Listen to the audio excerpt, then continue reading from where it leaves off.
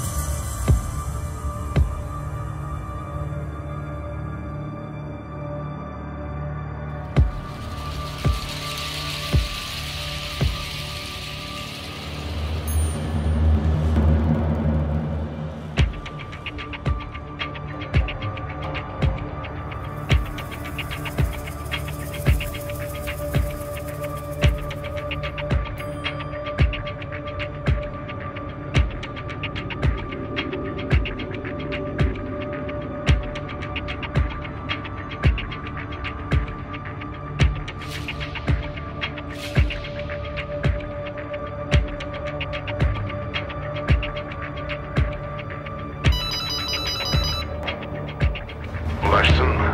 Evet efendim, şimdi geldim. Eski havaalanındayım. Tamam, güzel. Sizce burada güvende miyim? Orada seni asla bulamazlar, merak etme. Her türlü önlemi aldım. Bulsalar bile sana zarar vermek onların başını nasıl bir belaya sokacak biliyorlar. Erdem hala sizinle mi? Burada, biraz dinleniyor diyelim. Tam olarak neredesiniz?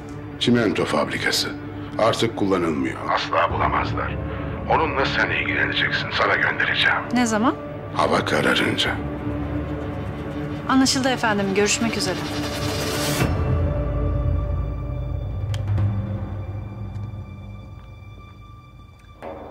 Tam olarak kaç kişiyiz burada? 20 civarı.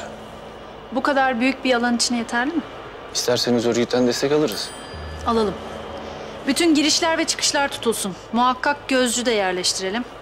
Kameralar çalışıyor mu? Hayır. Güzel. Dışarıdan sızıp bizi göremezler. Erdem buraya gelecek. Ona bir yer hazırlayın. Dragan'ı alana kadar sabretmemiz lazım. Eğer içeri girmeye çalışan biri olursa ateş edip öldürün. Anlaşıldı efendim. Hanımefendiyi duydunuz. İkili gruplar halinde dağılın. Silahlarınızı ve telsizlerinizi kontrol edin. Her an her şey olabilir. Biri gelirse mutlaka bize telsizden haber verin. Ve sonra da ateş açın. Anlaşıldı mı? Peki efendim. Dağılın şimdi.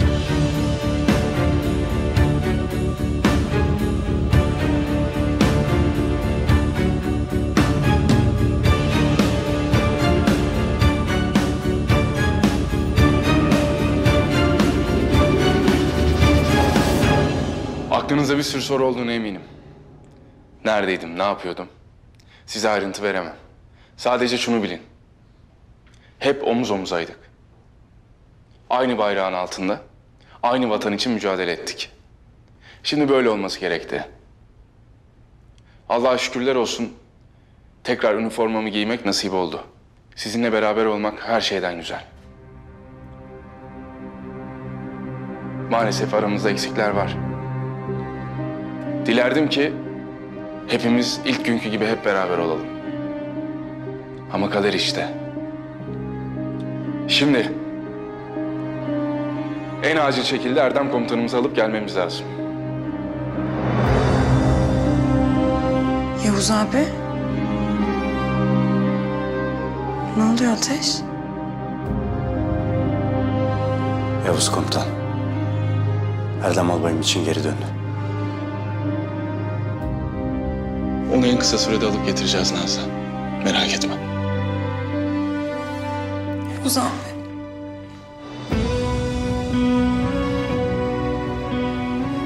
Bak, bana bak. Şimdi senden bir söz isteyeceğim. Erdem albayımızı alıp gelene kadar tek bir damla bile gözyaşı dökmeyeceksin. Tamam, Söz mü? söz. Hadi geç.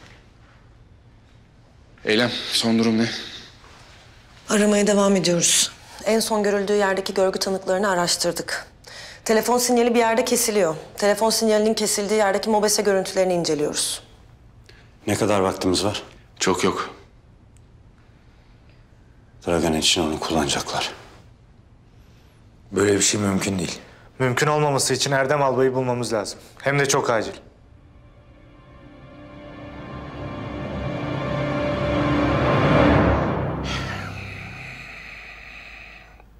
Kopuk, merkezi aradın mı? Erdem Albay'dan haber var mı?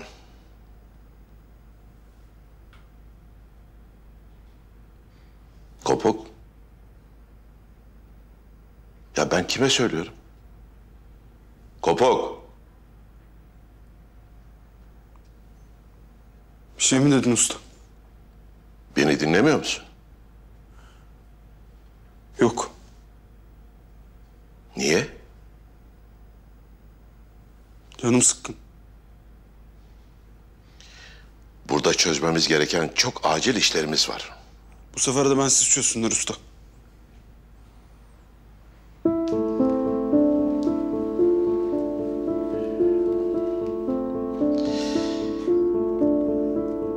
Yavuz gittiği için mi canı sıkkın? Usta resmen ortada bıraktı beni. Biz böyle mi anlaşmıştık? Kopuk, Yavuz'un seni çok sevdiğine şahidim. Biz kardeş gibiydik usta. Gibisi fazla hatta.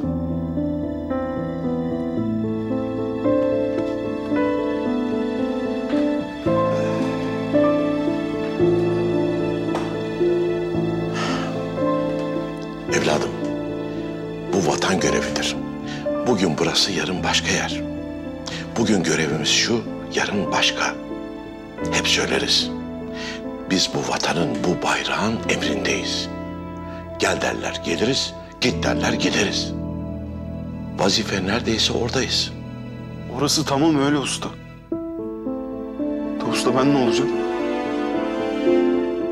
Ben burada sokak kedisi gibi kaldım. Evladım, ben varım, görevim var. Yapılacak daha birçok işimiz var. Hadi toparla kendini. Beni de alsın usta yanına. Olmaz mı? Olmaz. Sana burada ihtiyacımız var.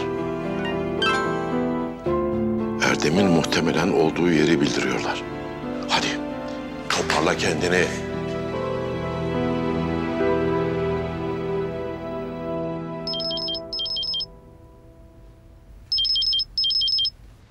Dinliyorum usta. Bu usta dediği tamircideki adam değil mi? Komutanım, o adamın konuşmasında bir gariplik vardı sanki. Karabatak komutanım da sanki bir şey biliyor da bizden saklıyormuş gibi hissettim. Baksana hiç şaşırmadı bile. İçimden bir ses bana anlatacağın şeyler var diyor ama Ne gibi? bilmiyorum artık. Ay Derya, gerçekten o konunun benimle hiç alakası yok. Ya tamam, kulağıma bir şeyler geldi de yani sana söyleyemezdim. Aşk olsun ya. Tamam, sonra konuşuruz. Konuşacağız zaten. Babamı bulacaksınız değil mi Ateş? Getireceğiz Nazlı. Erdem albayımı alıp geleceğiz. Biz buradan çıkarsak eğer onunla beraber geri döneceğiz buraya. Ya da Türk bayrağına sarılı tabutlarımızla. Ya Ateş lütfen böyle şeyler söyleme. Ben babamı da seni de sağ salim yanımda istiyorum. Bana güven Nazlı. Erdem albayımı yerin 7 kat dibine soksalar da gidip bulacağız onu. Geri getireceğiz buraya. Güven bana sen. Sana çok güveniyorum Ateş. Ben senin güvenini hiç boşa çıkardım mı? Hayır asla. Gene çıkarmayacağım. Güven bana. Tamam usta. Toplanın. Tespit edilmiş mi Erdem Albay'ın yeri? O değil ama Linda buralarda olabilir. Özel bir jet tespit etmişler. İncelemede Sahte uçuş kodu kullanıldığı anlaşılmış. Uçağın kalktığı yer, Linda'nın en son görüldüğü yere 5 kilometre mesafede bir yer. Nereye inebilir ki? Her yeri kontrol ediyoruz. İnebileceği bir yer var. Eski havaalanı. Artık kullanılmıyor. Doğru. Aynen öyle. Araştırıyorlar. Linda bizi Erdem Albay'a götürecek tek kişi olabilir. Onun için haberi alır almaz gidelim kadını alalım. Alalım komutanım. Almaktan da beter ederim ya. Hadi hazırlanın. Naz gel. Bence konuşmamız lazım. Tamam, şimdi değil. Ne zaman? Bilmiyorum, şimdi değil. Bana bir açıklama borçlusun Yavuz. Haklısın. Konuşacağız. Peki boşuna mı şüphelendim? Onu söyle bari. Evet. Öldürdüm derken kendin için yapmadın, değil mi?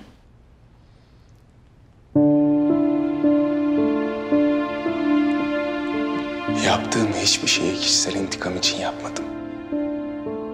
Ama öyle demek zorundaydım. Yavuz. Gitmem lazım.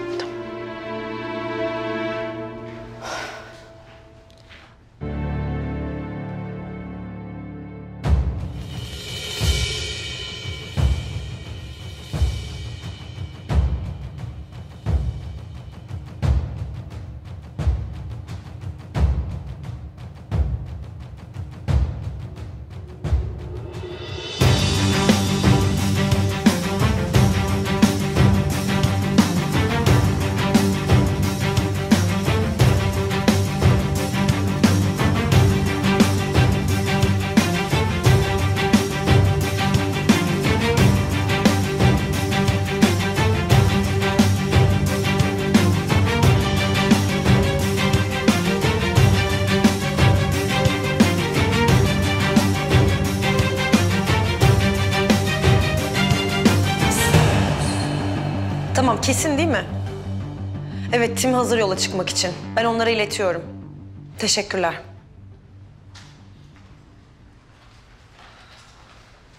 Yavuz, haklı çıktık. Eski havaalanındalarmış.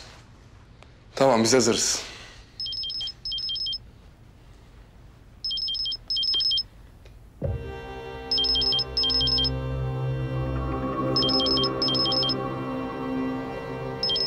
Onlar arıyor.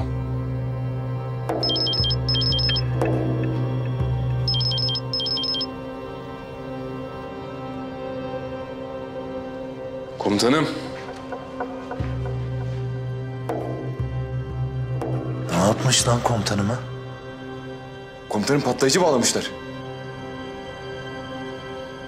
Merhaba Yavuz. İzliyor musun? İzliyorum. Dragan'ı vermemek için elinizden geleni yapacağınızı biliyorum. O yüzden size küçük bir sürpriz hazırladım. Komutanınızın vücuduna bağlı olan bu patlayıcı düzeneğini sadece tek bir insan durdurabilir. Dragan. Bunu başarabilecek tek kişi. Nasıl yapacakmış bunu? Dragan biliyor nasıl yapacağını. Ben ne yapacağım biliyor musun? Komutanımı oradan alıp Dragan'a getireceğim.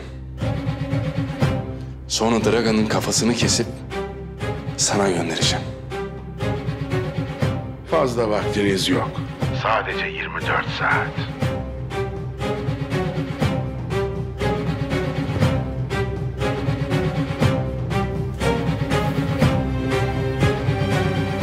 Geri sayım başladı. Bol şans Yavuz.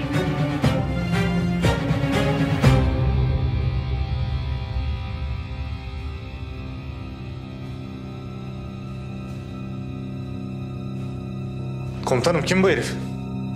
Gidip bulalım şunu. Yüzünü de kapatmış, göstermiyor. Harbi ayar oldum ben buna ya. Sırayla aslanım, sırayla. Evet, önce şu Linda'yı halledelim de. Biz de aramayla ilgili bir şey bulabilir miyiz ona bakalım. Hadi.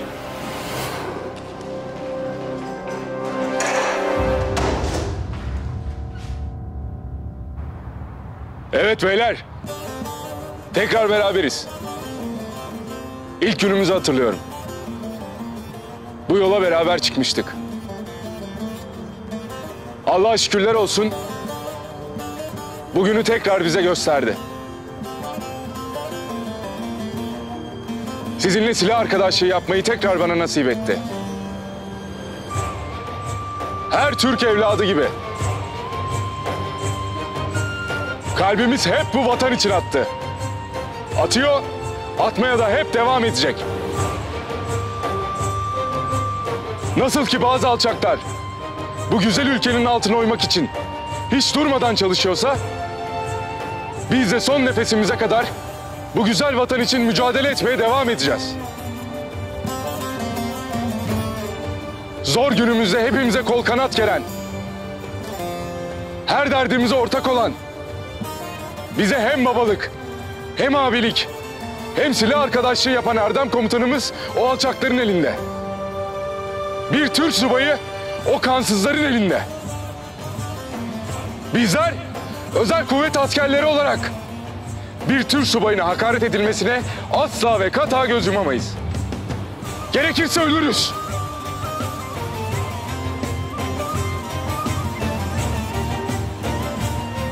Ama önceliğimiz yaşatmak.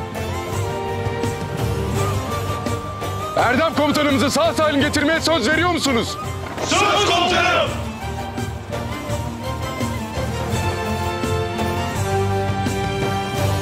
Geliyorum. Kopuk.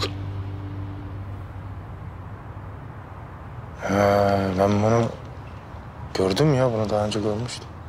Ben de hatırlıyorum sanki komutanım. Ne yapıyorsun oğlum orada? Ben de sizinle geleceğim komutanım. Bu kıyafetler ne böyle? Bunları bulabildim, giydim geldim ben de. Kopuk, acelemiz var bizim. Komutanım belki bir yardımım dokunur. Sen şimdi gideceksin, çarpışacaksın, çatışacaksın. Ben burada kafayı yerim komutanım. Kopuk, üzme beni. Hadi ustanın yanına dön. Gözünü seveyim bak. Şimdi yeri ve sırası değil.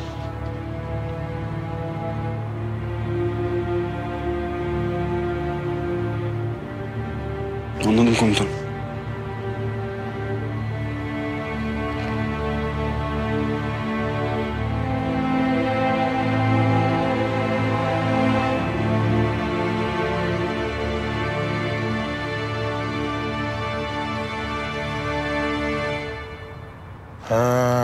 Bu bizi taklaya getirmişti.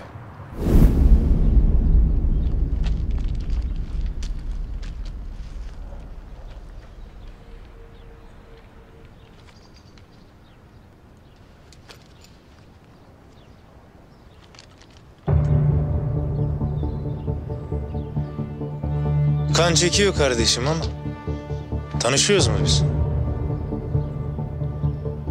Yok sanmıyorum. Siz yalnız gelmezdiniz.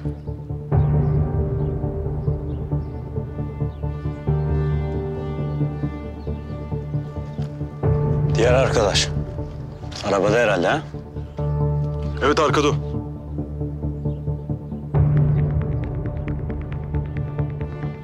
Bir görelim o yiğidi de. Tanışalım ha?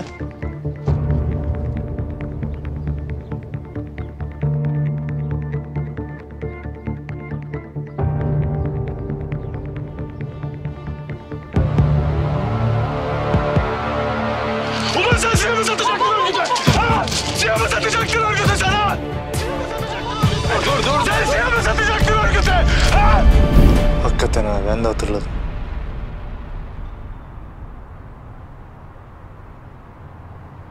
Beyler. Sarı komutanın operasyona gitmek size de nasip oldu. Eyvallah komutanım. Gözümüz arkada kalmayacak artık. Benim için de büyük şeref.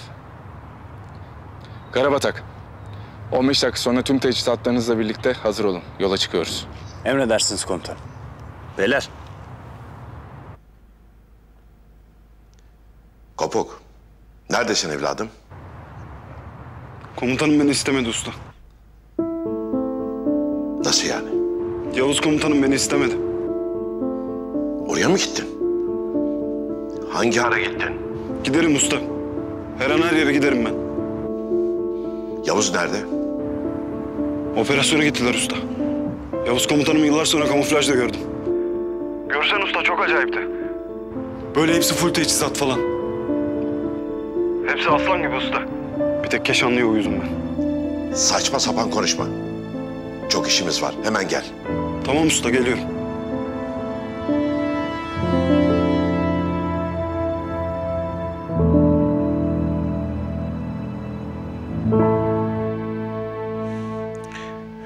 Ülkem. Bayram. Onurum. Ülkem. Bayrağım. Onurum. Ne diyor lan bu? Ülkem. Bayrağım. Onurum. Kes lan sesini. Ülkem. Bayrağım. Onurum. Sustur şunu. Ülkem. Bayrağım. Onurum.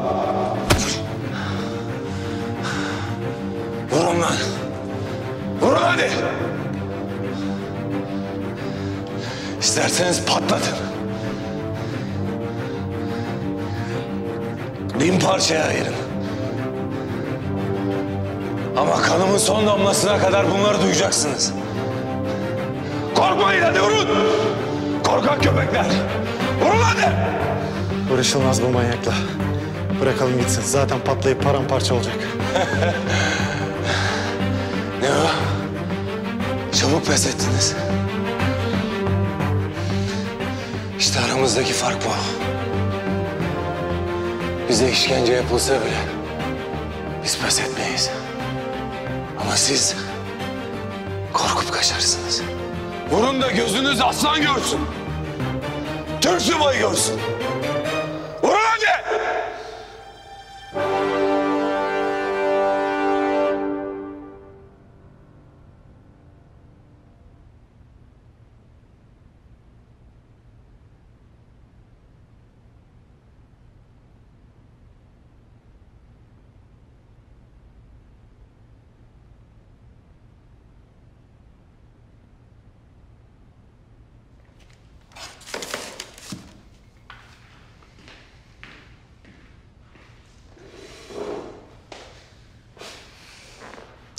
Nasılsın?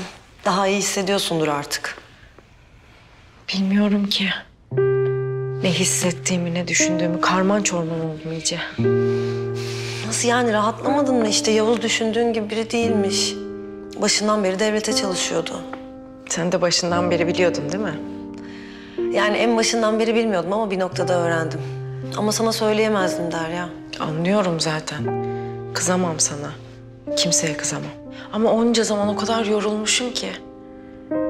Yani sevdiğim birinden şüphe etmek çok ağır bir şeymiş. Şimdi peki? Şimdi dünyanın yükü omuzlarımdan kalkmış gibi hissediyorum tabii. Ama Yavuz'a yaşattıklarım, ne bileyim, sürekli peşinde dolandım, suçladım onu. İyi dayanmış yine bana. Çünkü seni çok seviyor. Sen de kendini suçlama artık. Sen işini yaptın, o da işini yaptı. Hepsi bu. Ben kendime kızıyorum Eylem. Ya defalarca gizli görevde misin diye sordum. Söyleyemezdi tabii ki. Belki de onu anlayıp güvenmem gerekiyordu. Ama bilemezdin ki. Sen doğru olanı yaptın. Sen benim tanıdığım en gözü kara kadınlardansın. Ve senin yerinde kim olsa aynısını yapardı. O yüzden artık geçmiş için kendini suçlamayı bırak. Tamam mı? İyi ki varsın.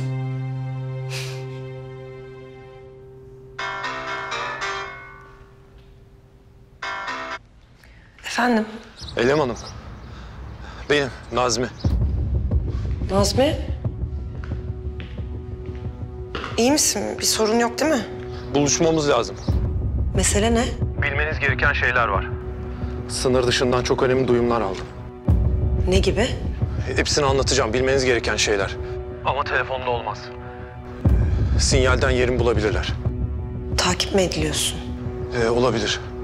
Bana bilgileri uçuran kişiyi yakalamışlar. Eğer adım verdiyse peşimdelerdir. Tamam, sakin ol. En son buluştuğumuz yerde buluşalım. Orası güvenli olur. Tamam. Ama biraz gecikebilirim. Peşimde birileri var mı yok mu emin olmam lazım. Sizi yeni bir hattan arayacağım. Tamam, ben yola çıkıyorum. Sen beni ararsın. Tamamdır. Bir sorun mu var? Kimdi arayan? Eski muhbirlerimden biri. Sınır dışından bir duyum almış. Ne karıştırıyor yine bunlar ya? Bilmiyorum. Gidince öğreneceğim. Ben çıkıyorum Derya, haberleşiriz. Benim yapabileceğim bir şey var mı? Ben haber veririm sana. Çıkıyorum, görüşürüz. Tamam, dikkat et.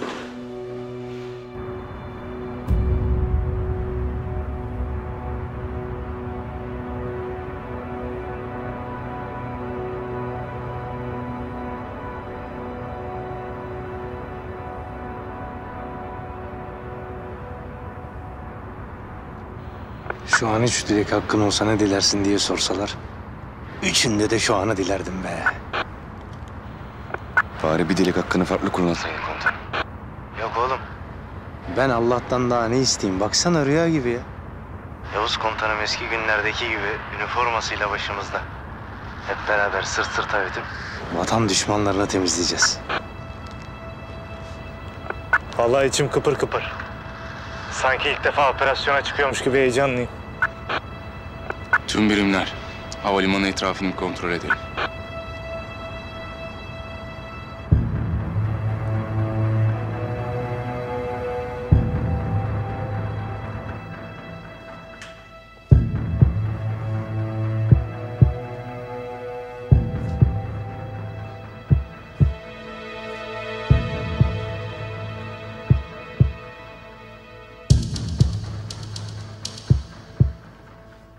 Jet ayrıldı mı? Evet efendim. Az önce kalkış yaptı. Herhangi bir sorun var mı gelen giden? Yok efendim.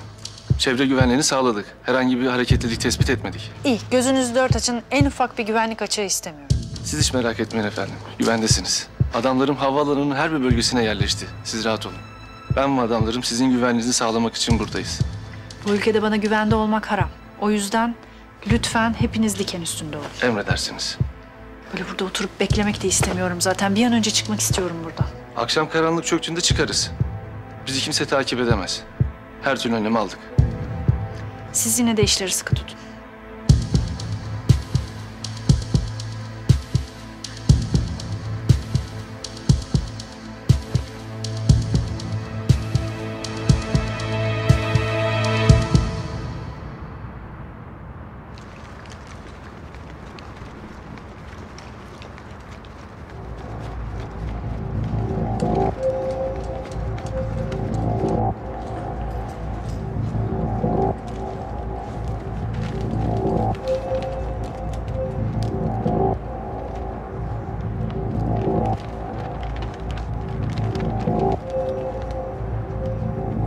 Komutanım. Kuzeydoğu cephesinde 8 kişi var. Batı girişinde de 6 kişi var. Hepsi ağır silahlı. Eğer yakın temas kurarsak büyük ihtimalle çatışma çıkacak. Yılanın saklandığı yeri bulduk. Büyük ihtimal Linda'yı burada tutuyorlar. Toplam 30'a aşkın adam var komutanım. İçeriği tutmuşlar. O kadarcık mı? Ya anca bana yeter onlar ya. Siz ne yapacaksınız? Komutanım, o zaman plan nedir? Ben diyorum ki şöyle eski günlerdeki gibi bir giriş yapalım. Ben de diyorum ki senin Allah'ına kurban be komutanım. Aranan kan bulundu beyler. Özlenen ve beklenen an geldi. Gruplar halinde dağılıyoruz. Efe Yiğido, siz kuzeybatı yönüne. Keşanlı Çaylak, doğu yönü sizin. Aşık Karabatak, batı yönünde siz alıyorsunuz. Herkes temizleyerek yoluna devam ediyor. Hazır mısınız diye sormayacağım. Ezelden beri hazır olduğunuzu biliyorum. Hadi beyler bitirelim şu işi. Emredersiniz komutanım.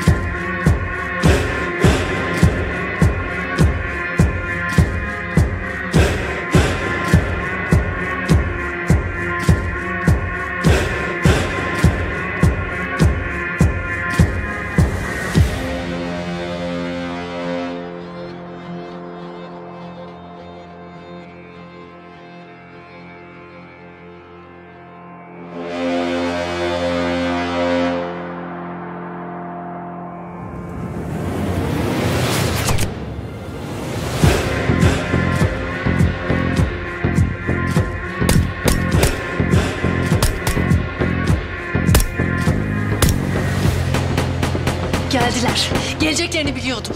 Yavuz bu. Bir bu eksikti. Sayıcı onlardan üstünüz. Adamlarım işin ehlidirler.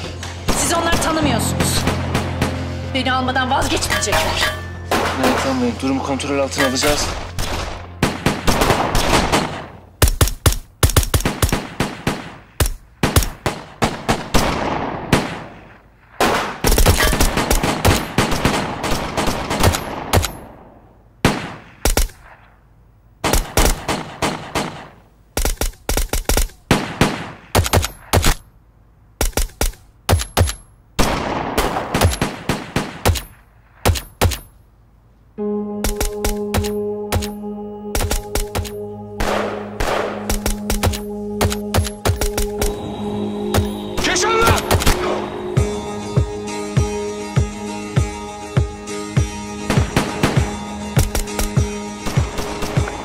Komutanım normalde sana bir not koyardım ama bugün şehadeti erteleyebiliriz. Hadi beyler az kaldı hadi.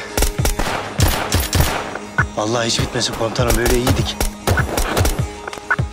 Daha yeni ısınıyorduk komutanım. Linda! Senin için geldik buraya. Kaçacak yerin yok. Köşeye sıkıştın. Çıkamazsın oradan. Bir şey yapmam lazım. Bir şey yapmam lazım.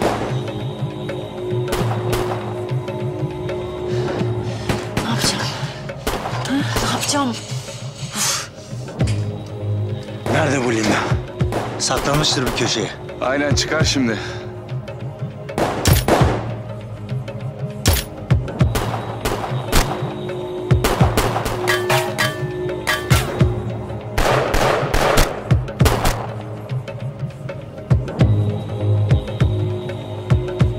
Bana ihtiyacınız var.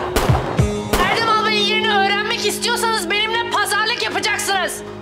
Biz senin gibi aşağılık teröristlerle pazarlık etmedik, etmeyiz de. Onu dinlemeyin beyler. Canavli ile ne dediğini bilmiyor. Can güvenliğimi sağlayacaksınız. Buradan sağ salim çıkmamı sağlayacaksınız. Sonra da yurt dışına gitmeme müsaade edeceksiniz. Oldu. Başka bir isteğin var mı? Portakal suyu da göndereyim mi sana?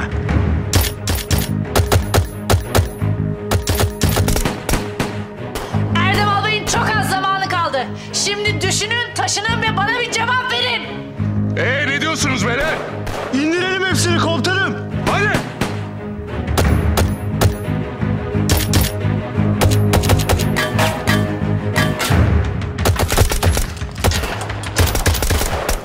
Hepiniz delirmişsiniz, hepiniz. Ne sandın? Ölümden korkacağımızı falan mı sandın? Korkup isteklerini yerine getireceğimizi mi sandın? Yok öyle bir dünya. Biz zaten ölmek için çıktık bu yola. Cevabımızı duydun Linda. Senin kararın nedir?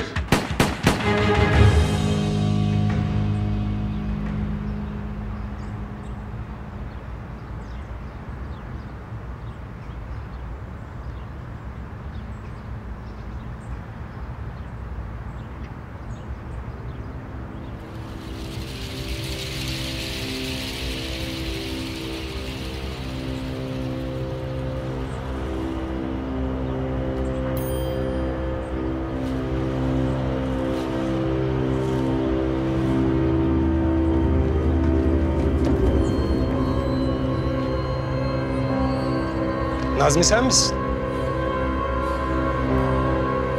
Sen kimsin? Seninle bir işimiz olacak.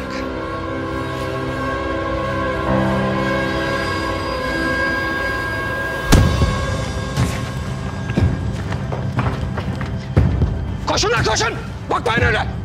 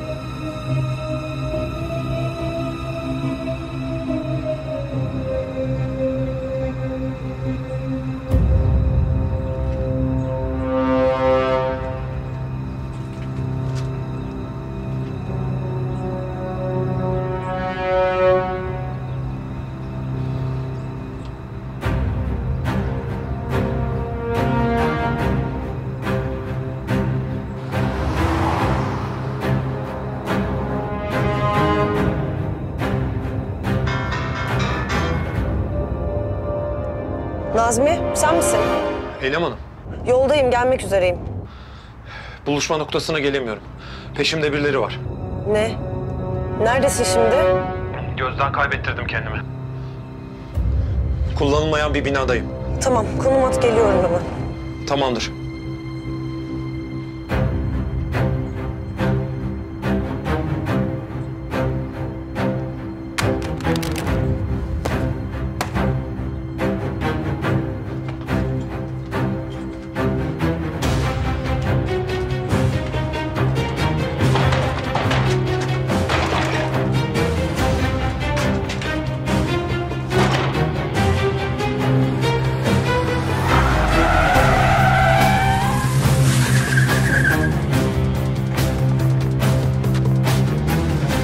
Fazla uzaklaşmış olamaz. Dağılın buluşun. Tamam abi.